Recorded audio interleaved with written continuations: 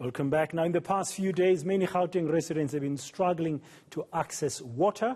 This follows an explosion at a Rand water pumping station.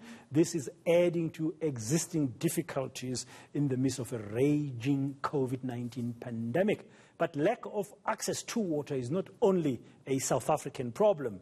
The World Health Organization and Unicef say millions of people around the world are unable to access water. This challenge makes it very hard for people to wash their hands, of course, and contribute to the fight against COVID-19. Let's discuss how bad the situation is with UNICEF's Tom Slaymaker. He's talking to us connecting virtually from the UK. He's in London this afternoon. Welcome to the Midday View, Tom, here on ENC. Thank you very much for your time. I was just thinking, we've known about problems of access to water, especially clean water, potable water in developing countries for decades, even before there was this pandemic. And the problem is still persisting today. It's not a helpful situation by any stretch of imagination. Good afternoon, and thanks for the invitation. Yes, WHO and UNICEF are responsible for global monitoring of drinking water, sanitation and hygiene. And we put out a report last week, which is a global update. And we're tracking progress towards these targets that have been set to try and achieve universal access to safe drinking water, sanitation and hygiene by 2030. So we're taking stock of progress that's been made in the last few years. And looking ahead. And essentially the report says that the world is not on track.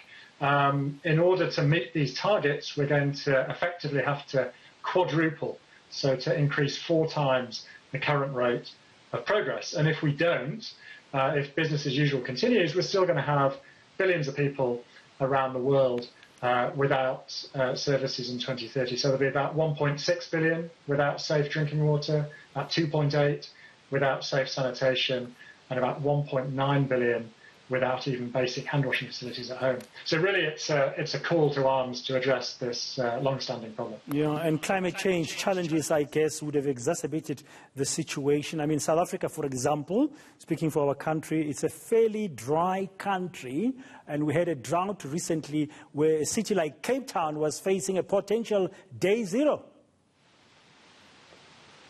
That's right. It's a big challenge, and we see this in many countries around the world. Partly it's about extending services to those who still don't have access, but it's also about keeping existing services running, and that's increasingly challenging in the face of climatic variability. So, for example, with drinking water, one of the big challenges we see is around water quality. So the targets have been set to try and ensure that people have water that's free from contamination. But we see really big differences in water quality, especially between urban and rural areas. And we're starting to get data now from testing that's going on in rural areas, and especially in other parts of Africa, which is showing that people are drinking water which is really very heavily contaminated. In fact, it's very high risk for their health.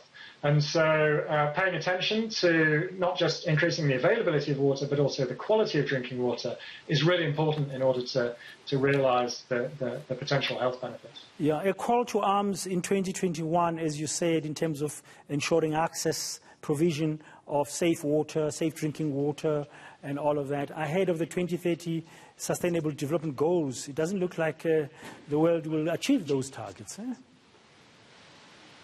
Well, not at current rates of progress, but the report does also highlight the fact that many countries are making great progress, and it shows that progress is possible. So, for example, Ethiopia has made dramatic progress on reducing open defecation. Mozambique is making great progress in urban areas, getting everybody basic drinking water in urban areas, and even quite low-income countries like Mali, Sierra Leone have recorded, more than 1 percentage point change per year over the last 5 years. So their service coverage is growing very fast. But of course, it's from quite a low starting point in many parts of Africa.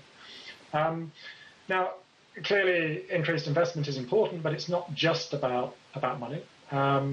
It's about also getting information so that we can understand, existing levels of service and target investments to those who need it most, and generally just building up capacity within the sector in order to, build new services and to keep them running in the face of economic shocks and climatic shocks. There's a lot of new technology coming in all the time, and we need to think carefully about whether the approaches we follow in countries that haven't yet achieved universal access need to be a little bit different to countries that already have. But really, fundamentally, I think it's about bringing together people from across different parts of government. Very often, responsibility for water and sanitation and hygiene rests with different parts of government, and we need everybody working on it together. Yeah, and then, of course, if you've invested in good infrastructure, if you can get the money to do so, you need to maintain it and look after it so you can sustain the provision of water. Finally, and very briefly, Tom, the impact of this pandemic on those efforts currently. I mean, how bad is it when you look at this global picture and the African continent as an example? I mean, water is life, as we know.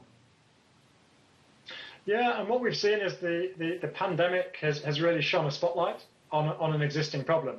Those of us who work on water, sanitation and hygiene were well aware of the problem, but perhaps people who don't have suddenly become aware of the fact that 2.3 billion people around the world don't have basic hand washing facilities, for example. So there's been increased attention to hygiene because of its importance for preventing infection and reducing transmission.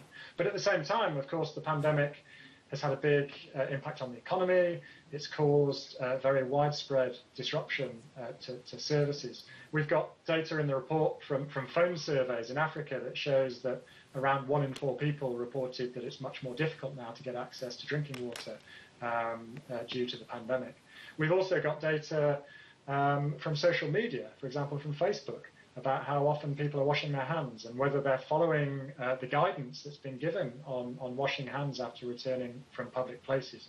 And what this shows us is that hand washing behaviour generally is quite low in many countries, and compliance with the guidance is quite low. So people aren't even washing their hands during a pandemic.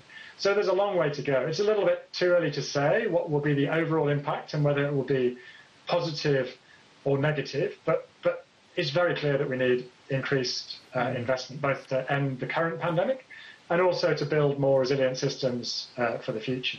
So I think the message has got to be, it's not just a human right, it's also a no regrets economic investment for the future.